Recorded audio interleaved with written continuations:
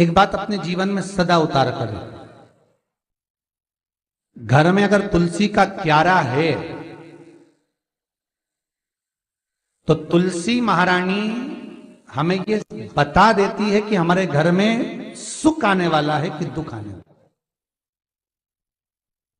जैसे शनि अपना प्रकोप दे रहा है या शनि उतर रहा है, ये किसी से पूछने की जरूरत नहीं पड़ती, अपने आप मालूम पड़ जाता। कैसे? शनि कथा अगर आपने सुनी हो तो उसमें व्याख्यान आता है शनि कथा में, पांव की चप्पल बार बार टूट रही हो, कमर से नीचे जो वस्त्र पहने हो वो फट रहे हो, कहीं पजामा है, धोती है, आदि वस्त्र हैं, कपड़े हैं, वो अपने आप फट। आज के जमाने में तो फटे फटाए पहनते हैं लोग, फैशन। उसकी गारंटी नहीं है, उसका हम वर्णन नहीं कर रहा। हम जब पहनते हम समझ जाते हैं इसको शनि तो ऑलरेडी लगा ही हुआ। जब उनका घुटना घुटनी सब फटा हुआ दिखता है तो उसमें लग जाता है कि शनि पहले से लग गया बापड़ा, उनके पहने से तो मालूम पड़े। शनि का नियम है, शनि कथा कहती है पांव की चप्पल बार बार टूट रही हो, घिस गई हो, बद्दी टूट रही हो, कुछ कर रही हो, और अगर कमर से नीचे जो वस्त्र पहने हो वो अपने आप फट रहे हो, समझ लेना कि शनि पांव से प्रवेश कर रहा, मतलब अपनी प्रखरता शनि दिखा रहा। किसी मंदिर में गए महाराज और वहां जाने पर चप्पल चली गई तो समझ लेना शनि की कुदृष्टि अब पड़ना बंद होना चालू हो गया। कितना सुंदर कहा है महाराज। जूता चप्पल आज के जमाने में तो फैशन हो गई साहब, घर की चप्पल अलग होती है, बाहर की चप्पल अलग होती है। लोग घर में चप्पल किचन तक में पहन के जाते हैं। अरे पानी ले जाओ सीओर से।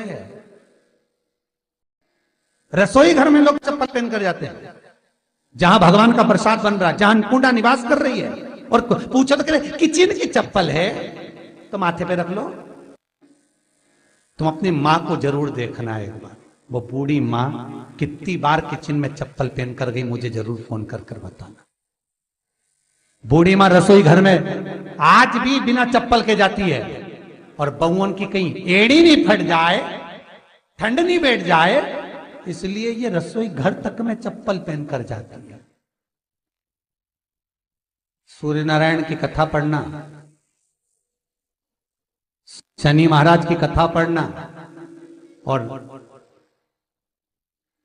गरुड़ पुराण की कथा पढ़ना। जिन जिन कथाओं का हम व्याख्यान कर रहे हैं उसको पढ़ना जरूर हो। क्या लिखा है?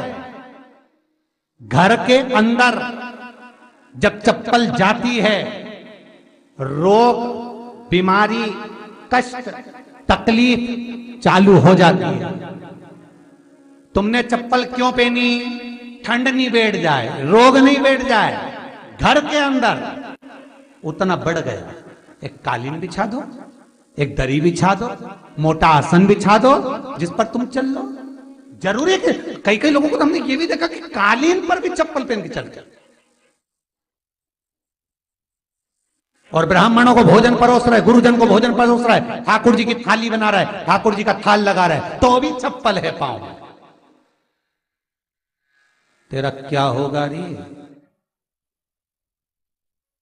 कालिया, क्या होगा? विचार तो करो। देह पड़ी रे जाए यहीं पर,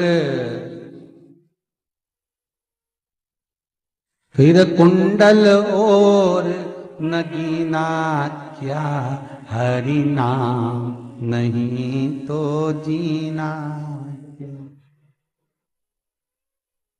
अभी भी सुधर जाओ रे, अभी भी सुधर जाओ, नहीं सुधरो तो सिधर जाओ रे।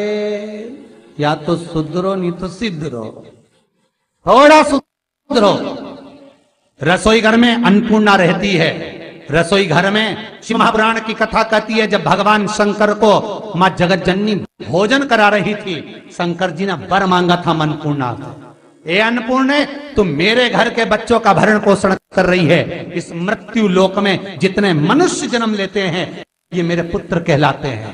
तो अन्नपूर्णा ने कहा, चिंता मत करना भोलेनाथ, जिस जगह पर एक स्त्री, बेटी, कन्या या घर की बहू या बूढ़ी मां भोजन बनाएगी, उस जगह पर मैं अन्नपूर्णा उसके शरीर में प्रवेश करूंगी। और वो रसोई घर नहीं होगा, वो मेरा और तुम्हारा मंदिर कहलाएगा। अब मंदिर में चप्पल पहनकर भोजन का निर्माण करना ये श्रेष्ठता है। एक आसन पटक लो आप रसोई घर के अंदर, जिस आसन पे खड़े होकर आप भोजन बना लो, मोटा सा आसन रख लो, चप्पल की जरूरत ही नहीं।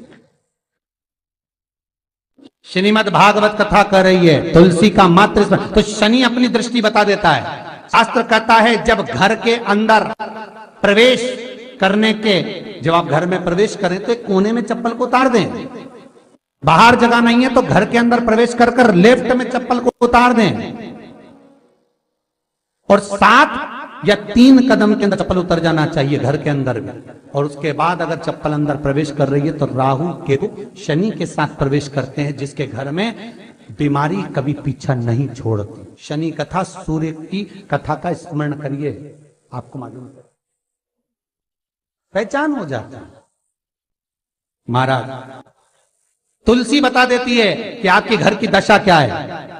बार बार जल डालने के बाद भी तुलसी सूख रही है, बार बार आप पूजन कर रहे, पाठ कर रहे तो भी तुलसी के दल सूख रहे हैं। तुलसी बता देगी कि तुम्हारे घर में तकलीफ आने वाली है, कष्ट आने वाला है, सूख रही है। किसी ने जरूर कुछ ना कुछ ऐसा है कि इसमें घर में कुछ तकलीफ आएगी, तुमने लगाया फिर सूखी, फिर लगाया फिर सूखी। तुलसा महारानी बता देती है कि कष्ट है। और जिस गमले की तुलसा घेर घमोर हो, फलित तो हो, आनंद में हो, तो उस घर में फिर दुख नहीं आता, समृद्धि खुद बढ़ती चली। जिन शंकर भगवान को आप जल चढ़ाते हो, जिन ठाकुर जी से आप लाड लड़ाते हो, जिन भगवान कृष्ण का आप स्मरण करते हो, राधा रानी का आप नाम जाप करते हो, जिस परमात्मा का आप भजन कर रहे हो, कीर्तन कर रहे हो, नाम जाप कर रहे हो, नाम स्मरण कर रहे हो, उससे तुम्हारा एक संबंध होना चाहिए, एक रिश्तेदारी होना चाहिए। और उससे जब तुम्हारा कोई संबंध रहेगा, उससे जब तुम्हारी कोई रिश्तेदारी रहेगी, तो उस रिश्तेदारी में जैसे ही आपके प्राण छूटे, और छूटते से ही आप जब गए तो जाते ही आप कहोगे कि कृष्ण से मेरा ये संबंध है, वो मेरा पुत्र, वो मेरा भाई, वो मेरा बेटा, वो मेरा सगा, वो मेरा रिश्तेदार, वो मेरा कुटुंबी, वो मेरा पुत्र। जब कहोगे तो तुरंत प्रवेश हो जाए। महाराज भगवान से संबंध होना चाहिए। कई लोग भगवान को सवेरे से रिझाने बैठते हैं तो भगवान को बनी बनाई बात कहते हैं, ये पाठ कर लो, ये पाठ कर लो, ये पाठ कर लो, ये स्तुति कर लो, सारा बना बनाया। तुमने अपने दिल से कौन सी स्तुति गाई? तुमने अपने दिल से कौन सा भगवान को निवेदन करा, कौन सा नमन करा? बस सवेरे उठना है, नहाना है, भगवान के सामने जाना है, भगवान को नहलाना है, कपड़े पहनाना है, अगरबत्ती लगाना है, थोड़ा सा शक्कर का भोग लगाना। इतने सारे देवी देवता, शंकर जी, राम जी, गणेश जी, सारे देवता, और 2 खुरमा लेके आए, 1 बालूशाही लेके आए, 2 मठरी लेकर आ गए, 1 मठरी लेकर आ गए, और भगवान को इतनी सी कटोरी में रख दी। अब बोले, कई लोगों से पूछा, इतनी सी कटोरी में 1 मठरी, 1 खुरमा, और रोज मठरी खुरमा एक साथ नहीं रखती, वो तो आज दिन मठरी का भोग लगा दिया, कल खुरमे का लगाएगी, परसों गुजिया का, परसों पपड़िया का, कोई डब्बे में भरे भराए रखे, रख दिया। और 1 लड्डू रोज लगा देगी, इतना बड़ा। तो पूछा, इतना सा लड्डू और इतने सारे भगवान कैसे खाते होंगे? तो क्या भाव से। तो हमने कहा, तुम भगवान को क्यों? बहुत दुख है गुरु जी, बहुत।